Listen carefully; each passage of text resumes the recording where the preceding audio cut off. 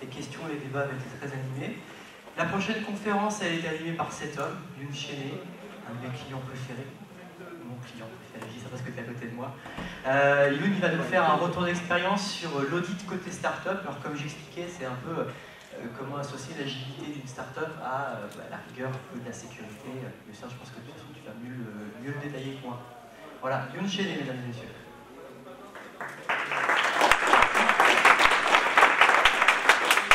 Comme l'a dit Clément, ce talk est un peu l'histoire de comment on est arrivé à le payer. Et c'est une start-up qui arrive dans l'audit de sécurité, mais au bout de 12 mois d'existence. Et comment ça s'est passé, quel impact ça a eu et tout ça. Donc moi je suis Youn Cheney, je suis le directeur technique de Sagi, et je suis aussi un activiste des associations locales dans tout ce qui est numérique, que ce soit pour les enfants, pour le code, pour les entrepreneurs avec les WX. Et je vais vous raconter une histoire sur d'où je viens, parce que ça a des impacts, ce qu'on a fait en tant que start-up, ce qu'on a eu comme audit, et qu'est-ce que ça a eu comme impact derrière. Vous avez déjà des pistes dans le plan. La première partie, c'est que moi j'ai commencé ma carrière en tant que consultant sur Paris, sur Rouen. Et j'étais bien sûr à la Défense, j'ai travaillé dans des grands comptes en tant que consultant externe. Et quand on arrive en tant que consultant externe, on a un super PC avec 0 droit. La première semaine, on nous a même demandé d'installer des serveurs avec un crayon, une feuille. Et donc on essaie d'avancer, tant bien que mal, à faire ça. Et à un moment, on galère, au bout de 2 mois, je demande de l'aide, il y a une personne qui arrive, qui est plus âgée que moi, j'avais 23 ans, il en avait 40 et quelques, il se connecte sur mon poste, il trouve un driver, il se connecte sur la base de données, mais il login le mot de passe, il écrit en clair quelque part, et pouf, ça marchait. Et en fait, à partir de ce moment-là, je me suis dit que si on voulait pouvoir arriver au bout du projet, et à tous les projets que j'ai fait après, on a commencé, en tant que consultant, à contourner les règles de la sécurité, mise en place par la DSI. Parce que sinon, on n'y arrivait pas. Donc ce qu'on fait, c'est que on a besoin de quelque chose, et moi j'étais devenu en gros un expert en contournement de proxy des sociétés. Je viens du monde Java. Dans mon Java, on a Maven. Maven, ça télécharge à moitié de l'Internet. Et donc la première chose qu'on veut savoir, c'est comment on accède au proxy pour pouvoir avoir Internet. Parce que maintenant c'est beaucoup moins le cas, mais au début de 2003, 2004, 2005, avoir Internet, c'était pour quelques privilégiés dans les sociétés. Et encore, c'était très réduit. Et donc je me suis débrouillé pour pouvoir avoir tous les accès aux bases, etc. J'avais le référentiel de partout, j'avais même des points .bat sur mon poste qui était sous Windows, où le nom du client, .bat, ça me configurait mon poste automatiquement pour que je puisse accéder à Internet, à tout ce que je voulais dans la société. À la fin, je demandais même des postes. Je demandais le plus pourri possible, on n'a rien à faire, c'est juste pour avoir la configuration. C'était dangereux parce qu'en fait, je suis dans des comportements à risque à ce niveau-là. Et comment on fait entre la sécurité, où on est sûr que rien ne passe, et la productivité. Et j'étais devenu un expert en contournement pour arriver à cette productivité-là. Pourquoi on était payé? À la fin, on était des consultants payés entre 800 et 1000 euros pour faire un job que nous a demandé quelqu'un. Et ça, c'était la vie d'avant. Entre-temps, on a monté une start-up qui s'appelle Sagi. On est dans le bâtiment là. On fait une plateforme Big Data as a Service, une plateforme Big Data prête à l'emploi. C'est l'équivalent de Heroku, de Google, de Amazon, mais pour le Big Data. Dedans, on met des traitements et tout ça, et donc dedans, on met de la donnée surtout. Et la donnée, ça doit être sensible. Ça peut être en général, les projets Big Data commencent par du Twitter, des réseaux sociaux, parce que c'est facile à avoir, mais qu'on est sur de la vraie donnée, sur la transaction bancaire, sur des lignes d'avenant sur les assurances, c'est un peu plus compliqué, parce qu'il y a tout le détail. Et donc on a fait une appliance, on a fait une box. Enfin, pas celle-là pour les connaisseurs, mais celle-là. Ce qui permet en gros d'isoler un cluster au sein du data center du client, où il en maîtrise la sécurité, et nous on l'infogère à distance. C'est aussi l'avantage que quand il y a des terras de données à aller chercher, c'est facile. Parce qu'il ne faut pas passer plusieurs réseaux, créer plein de VPN et tout ça. Donc c'était une première étape dans cette sécurité-là. Par contre, on reste une start-up. Une start-up, pour bien définir ce que c'est une courbe. Ce n'est pas une petite ou une grosse société, c'est une société en croissance. Soit vous êtes dans le rouge parce que vous n'avez pas assez de cash, soit vous êtes dans le rouge parce que vous ne réussissez pas à recruter assez vite. Donc, en général, tous les gens sont à 100% dessus. On est vraiment sur une courbe de croissance. Donc c'est, est-ce qu'on fait des features, est-ce qu'on fait des fonctionnalités pour attaquer le marché, ou est-ce qu'on blinde la sécurité, ou est-ce qu'on met le budget? Parce que c'est de la survie en même temps. Par contre, au bout de 6 mois, on a signé avec une banque. Et là, ça a un petit peu changé la donne. Donc, c'était pour l'appliance. Et ça commence tranquillement avec le service d'exploitation, backup des données, monitoring, droit à réseau, tous les trucs classiques de DSI. Puis un jour, un lundi matin, on reçoit un coup de téléphone. On nous demande de sécuriser le lac de données. Les développeurs ont vite réagi. Parce que sécuriser un lac de données, c'est compliqué. Pour les connaisseurs, vous avez dû apercevoir le logo de Kerberos. Est-ce qu'il y en a qui ont déjà mis en place du Kerberos ici? Une main? 2 mains? Et donc, quand on appelle un freelance pour faire des Kerberos, c'est à peu près pareil. Je ne m'attendais pas aussi bonne main. C'est-à-dire que sécuriser un lac de données avec du Kerberos ou autre, c'est le cauchemar de tous les architectes Big Data. Le Big Data, ça vient de Google, ça vient des startups, ça vient de Yahoo et tout ça. La dernière chose dont ils se sont souciés, c'est de la sécurité. La sécurité est vraiment apparue il y a quelques années, 2011-2012, quand c'est arrivé dans les assurances, dans les banques, dans la santé aux USA. Et donc le marché est très pénurique dessus, c'est difficile de prendre ça. Mais donc tout est open source, tout est sur Internet, donc on s'est battu pendant une bonne semaine, 2 semaines, 3 semaines, pour arriver à avoir la donnée bien intègre, bien protégée, avec toutes les bonnes habilitations, avoir la donnée qui soit bien redondée, en cas de perte de serveur, en cas de vol et tout ça. Et donc ça, c'était un premier effort. On a fait le premier pas sans Kerberos d'ailleurs, où juste avec du login par SSL, avec du LDAP et tout ça. Donc on est arrivé à ça. Donc on était contents, le contrat est gagné, on peut facturer un abonnement, on fait la fête. Et après on a un autre coup de fil où on a un audit de sécurité externe dans les 3 mois. On est une start-up, le développement du produit a commencé environ 10 mois avant. On n'était pas forcément prêt pour ça, il va falloir s'équiper pour ça. Et donc ça va être difficile, c'est-à-dire qu'il y a déjà un effort qui a été fait, comment on se prépare pour ça, comment on change vraiment la culture de l'entreprise. Donc maintenant je vais vous faire le résumé de ce qui s'est passé. On a eu différents types d'audits. Ces audits, on a eu d'abord sur notre appliance, notre logiciel, donc sur la partie technologique avec des tests de pénétration. Et ensuite, on a eu des audits de nos locaux, de notre réseau, de notre organisation, voire de notre data center. Et ce qu'on a fait, c'est qu'on a mandaté une autre société pour faire un pré-audit interne, pour voir où on en était, pour voir si on pouvait envoyer des contre-mesures avant ou pas. Donc contre-mesure pour tout le monde, si on a trouvé une faille, et on va mettre en place un plan pour corriger cette faille, et que cette faille n'existe plus. Et donc ça, c'est sur 6 mois. Donc la première partie, c'est la plateforme. C'était de la boîte grise, on donne plus ou moins l'architecture, on donne une IP, même pas de login, un login pour certains tests, et les auditeurs doivent pénétrer dedans, voir s'ils peuvent pénétrer dedans, passer le login, passer en route et tout ça. Est-ce que la donnée est protégée ou pas? Donc on a fait un premier pré-audit où on a identifié plein de choses, on a mis en place plein de contre-mesures. Et ensuite on a eu l'audit externe, donc par la boîte qui a été mandatée par la banque. Donc, le premier audit, c'est nous qui le payons, le deuxième audit, c'est la société qui le paye. Et donc là on a beaucoup travaillé, l'équipe était fière d'elle, et on a eu droit à une faille qui était juste une erreur de débutant. Il y avait un port qui n'avait pas été fermé à un endroit, sans login, sans mot de passe, alors qu'on avait checké tout de partout. Il faut savoir qu'un cluster Big Data, c'est pas un serveur, c'est à partir de 4, 5, 6, 8, 10 serveurs. Donc il y a vraiment du travail. Avec plein de ports, avec plein de technologies qui ne sont pas encore en 1.0.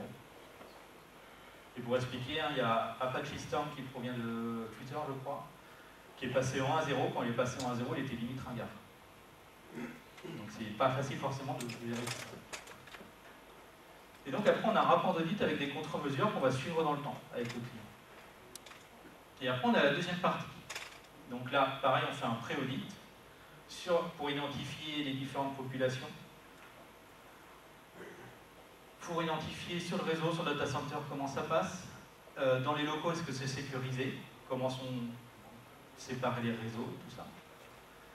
Et donc surtout, là, on arrive sur la partie humaine, donc la partie la plus faillible en général en sécurité. Donc on a les développeurs, on y reviendra tout à l'heure, c'est une population qui est sensibilisée mais avec des points faibles. On a les développeurs juniors, donc qui sortent d'écoles, de l'université, de l'INSA, d'école d'ingénieurs sur Paris, etc., où là il y a très peu de sensibilisation. On a l'administratif, là où il y a tous les factures, les signatures des mandataires, toute la compta, avec le fax qui n'est pas à jour, etc. Il y a encore des fax. Et il y a le CEO. Alors dans une startup, le CEO, c'est lui qui a fondé la boîte. Moi, je suis le CTO, je suis son bras droit. La particularité des CEO, c'est qu'ils sont toujours aux limites. L'objectif, c'est, pour oublier le terme, c'est d'ubériser un marché. Donc, ils vont toujours aller aux limites. Alors, je peux vous dire que rien que dans le mindset, dans la manière de fonctionner, les règles de sécurité, c'est problématique. Donc, on lui a demandé d'aller chez un client ce jour de l'audit, pour être tranquille et pour préparer ça. Parce que c'est pas facile de changer quelqu'un vraiment dans l'intérieur. Sachant que sa qualité première, justement, c'est d'aller au-delà des règles. Donc on a le deuxième audit, et on a un long cahier des charges, avec premier audit critique, majeur, etc. À chaque fois dans un audit, vous avez criticité et impact. Et par contre, du coup, on a eu de la bienveillance de la part du RSSI. Parce qu'en fait, il y a une sorte de contrat tacite, pour élever des secrets. Ce que j'ai senti, c'est que lui, il doit justifier son budget, et pour justifier son budget, ça veut dire qu'on a trouvé des failles. Et nous, de notre côté, on a eu droit à un audit gratuit, pour s'améliorer. Sachant qu'en sécurité, il y aura toujours quelque chose à trouver déjà. Et donc, est-ce que pour nous, c'était un risque ou une opportunité? On a beaucoup appris avec ce client-là. Maintenant, quand on arrive dans des secteurs où de type industrie, la sécurité est moins importante, en fait, on est au-dessus de leurs critères D. On n'est pas encore au top des critères bancaires, parce que c'est vraiment très très long. Et surtout, on a eu 2 audits gratuits, on a commencé à changer la culture de la société et tout ça. Donc en parlant de la culture de la société, ça a quand même provoqué des tensions internes, des impacts sur l'organisation. Je vais prendre le temps de me rafraîchir.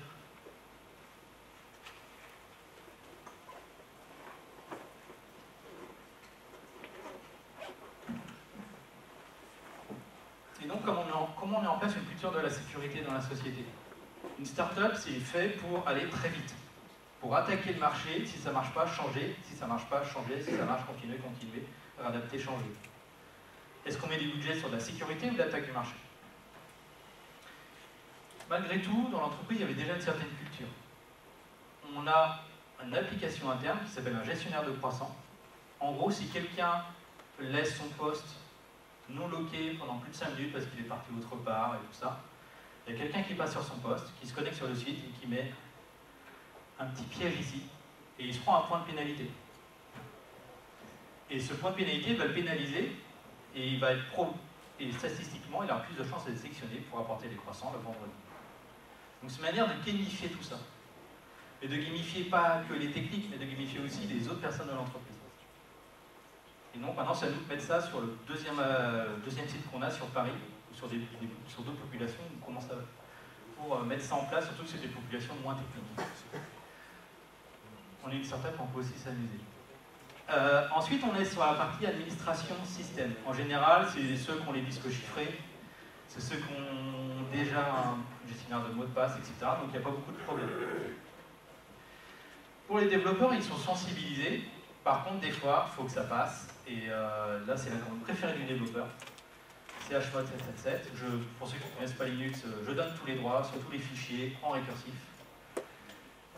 Alors, le timing system nous a appris une nouvelle technique, c'est de virer le système de droit de Linux. C'était plus simple. Bon, on ne l'a jamais fait. Voilà, donc il faut faire attention parce que des fois on s'est retrouvé avec des ports ouverts, avec du Docker et tout ça, où tu es arrivé sur l'administrateur web de Docker, une fois que tu étais dessus, tu étais en route sur la machine, tu lançais ce que tu veux. C'est toujours la chasse aux petites feuilles. Ensuite, il y a les consultants. Nous, c'est les consultants, les formateurs qui aident les clients avec leurs données. Ça veut dire qu'ils ont des postes où ils ne peuvent pas vraiment attaquer les serveurs, mais ils peuvent attaquer la donnée. Et c'est des populations nomades.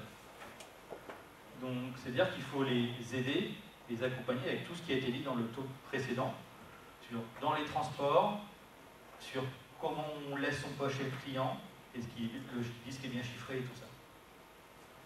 Après, il y a la partie administrative.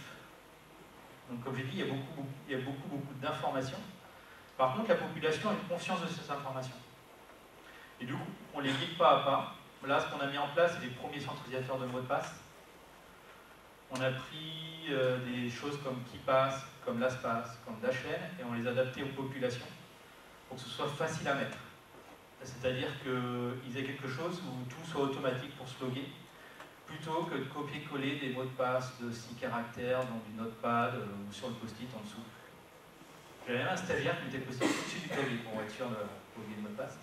Donc on le cliquait tous les matins pour voir, et on les rappelait à la fin. Et donc là, on fait l'éducation au fur et à mesure. Par contre, pour les ventes et marketing, on va expliquer longtemps, parce qu'ils ont beaucoup moins conscience des données. Et pourtant, ils ont des données très importantes dans leurs mains, ils ont accès à tout au web analytique, au tout système de facturation et tout ça. Et là, l'objectif, c'est qu'en fait, la population est moins collectiviste que des populations techniques. C'est-à-dire que c'est plus individuel. Et donc, il faut bien faire attention à ce qui se passe. Et enfin, il y a le CEO, et par extension, la CFO, le CTO comme moi. Par exemple, en CTO, moi, j'ai plus accès à certaines parties. Et j'ai encore me demandé d'en décommissionner de certaines parties, parce qu'on a des postes qui sont tout le temps en balade. On a beau mettre des VPN pour se protéger des wifi publics et tout ça, mettre plein de choses, on n'est jamais à l'abri, donc dans la direction, on va s'enlever de plus en plus de droits. Moi, je n'ai pas accès à certaines parties de la prod, par exemple. Et là, l'objectif, c'est que le CEO, nous, n'a jamais eu accès à la prod. Parce que c'est un changement de culture, et notre rôle, c'est plus de tout faire, mais c'est plus de guider les gens. On va revenir au tech, parce que c'est quand même eu des impacts sur les équipes techniques. J'ai eu des belles batailles, des développeurs versus les sysadmins. On est en agilité, on fait des stand-up meetings tous les jours, tous les 2 jours et tout ça. Et des fois, il y a des belles conversations entre le sysadmin et un développeur. Parce que moi, j'ai le mélange, je suis un peu fou. Et c'est dur de se mettre d'accord. Et il y a même des débats en interne dessus. Donc il y en a dans l'équipe, ça les fait marrer, ils rigolent. C'est du spectacle, je ne le citerai pas. Et en fait, le débat, c'est que le sysadmin, je grossis le trait, il veut construire un mur. Ça, c'est un mur que vous avez dans les séries. Il y en a qui ont essayé de faire des murs en 1939, et il n'a pas servi à grand-chose.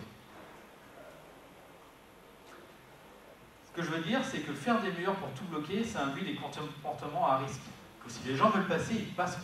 Pas pour nuire au début. Il y en a qui le feront pour nuire, mais c'est intentionnel. Mais juste pour pouvoir travailler. Et je vous ai dit que j'étais spécialiste en contournement de proxy au début. Et maintenant, dans les sociétés, ce qu'on appelle les directions digitales, en fait, c'est des équipes qui peuvent faire des projets informatiques sans l'aval de la DSI, sans les contraintes de la DSI. Mais les contraintes de la DSI existent toujours. Donc c'est des équipes qui contournent ces contraintes. Ce sont nos clients. Et en fait, ces directions, elles sont financées par la direction financière et tout ça, par la direction générale. Et il y a maintenant dans les grosses entités, des entités qui sont payées à contourner les contraintes de sécurité de la DSI. Et qui en plus, vu que c'est la mode du big data, jouent sur de la donnée. Ce que je veux dire, c'est qu'on a beau construire le mur, c'est une question d'équilibre, de curseur. C'est entre la sécurité, si je fais rien, si je sors pas de ma maison, je serai sécurité. Mais je fais rien, je m'ennuie. Si j'y vais tout ouvert comme dans chaque startup au début, faut pas faire de la data, du big data, faut pas travailler sur les données critiques. Donc l'objectif c'est de trouver le bon équilibre. Et par exemple, on a des débats sur est-ce qu'on n'ouvre pas, quel port on n'ouvre pas sur le réseau interne, etc., sur quel sous-réseau. Parce que quand on bloque trop, les gens un peu développeurs, ils vont se faire un VPN, un proxy, ça va passer quand même. Donc, est-ce qu'on bloque et on ferme les yeux, ou est-ce qu'on contrôle en laissant ouvert des choses? Donc c'est des débats qu'on a en interne, et il faut essayer de réconcilier tout. Parce que moi, j'ai d'autres problèmes à côté, c'est j'ai mes marketeurs et mes commerciaux, où là, je démarre à zéro, et il faut que j'explique les mots de passe, les filtres d'écran, etc. Ne pas mettre ça sur leur adresse perso, etc. Ne pas mettre des mots de passe avec des dates de naissance, pas de post-it, rien d'écrit sur les bureaux, etc. Surtout qu'actuellement, on est sur Hub BPI France, donc c'est des grands open space avec plein de startups. Donc, ils vont bientôt avoir de l'OVPN partout. Il faut bien s'y. Et ça a des coûts, surtout ça demande du temps et de l'éducation. Parce que 0% de sécurité, c'est pas possible. Par contre, faut pas essayer d'avoir le 100% tout de suite. Parce que ça coûte cher, c'est dur, et c'est très contraignant, et ça peut couper toute productivité. C'est comme les tests unitaires pour les développeurs. Il y a des gens qui ne veulent pas faire tests unitaires parce que c'est très dur de faire 100%. Et sauf que 10, 20, 30, 35, 40, 45, 50, 60, c'est mieux que 0. Certes, on n'est pas parfait, mais en sécurité, on ne sera jamais parfait. Ça bouge tellement vite. Donc l'objectif, c'est, en fonction des populations, de monter la graduation, de sensibiliser au global. Parce que vous avez auto-sécurisé, il suffit d'une personne. Et c'est fini. Enfin, pour la dernière partie, vous voyez dire que la sécurité, c'était un long chemin. C'était assez long à mettre en place. On l'a vu sur nos audits, on a tout blindé, on a fait une petite erreur. Et c'était terminé. Et on a appris. Donc l'objectif, c'est d'être compliant PCI DSS et ISO 27001 à terme. On sait que ça coûte cher, qu'on sera bâché comme toutes les entreprises qui font ça. PCI DSS, pourquoi? Parce que ça concerne surtout la partie bancaire, mais c'est une référence pour les banques. Et c'est surtout pour les paiements bancaires. Pardon.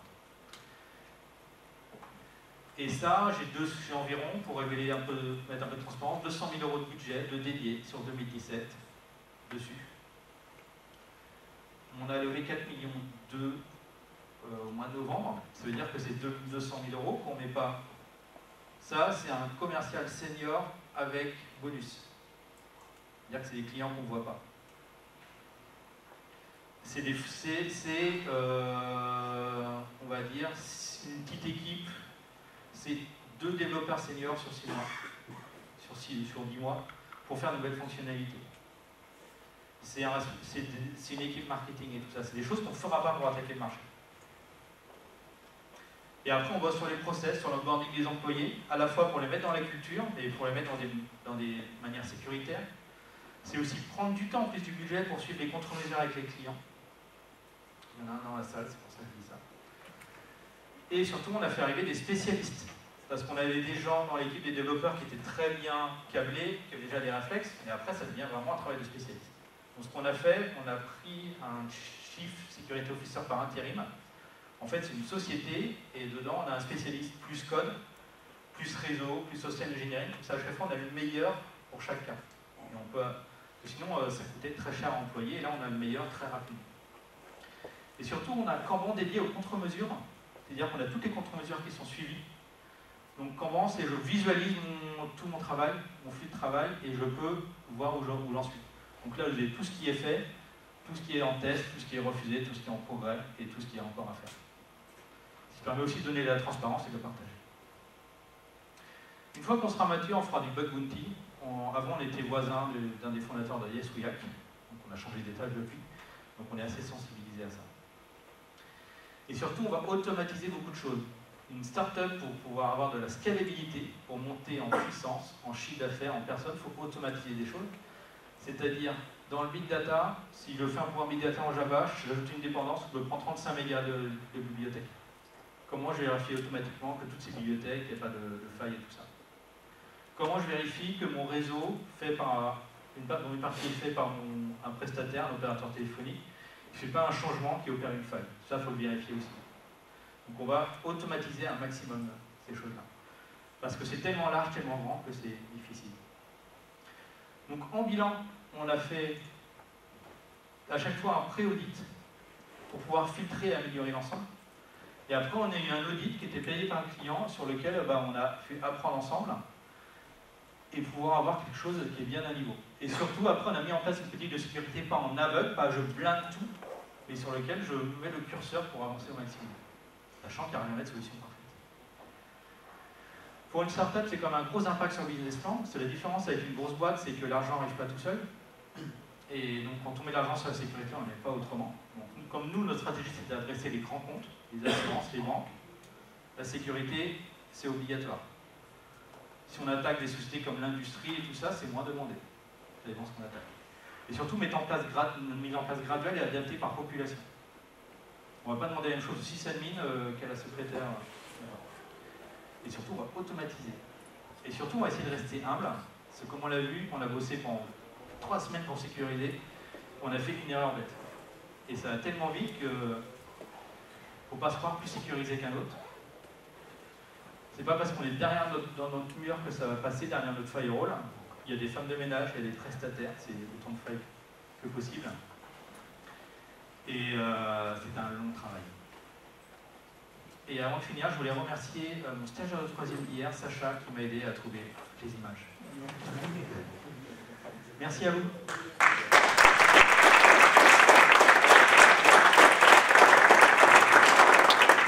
Est-ce que vous avez des questions?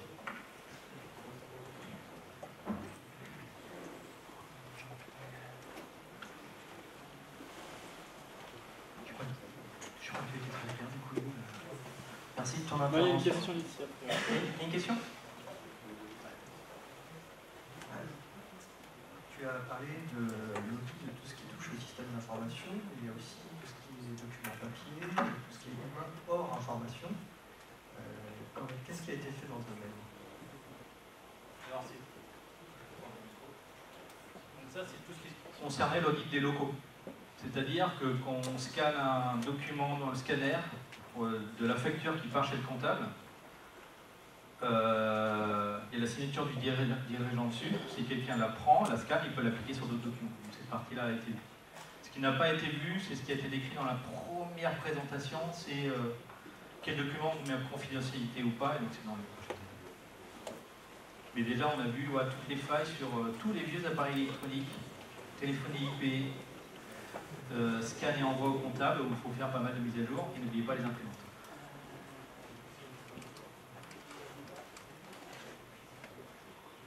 Comment le personnel a-t-il reçu les formations de sécurité et comment ça a été reçu du personnel? Parce que vu que c'est comme une très bien la sécurité, de leur point de vue.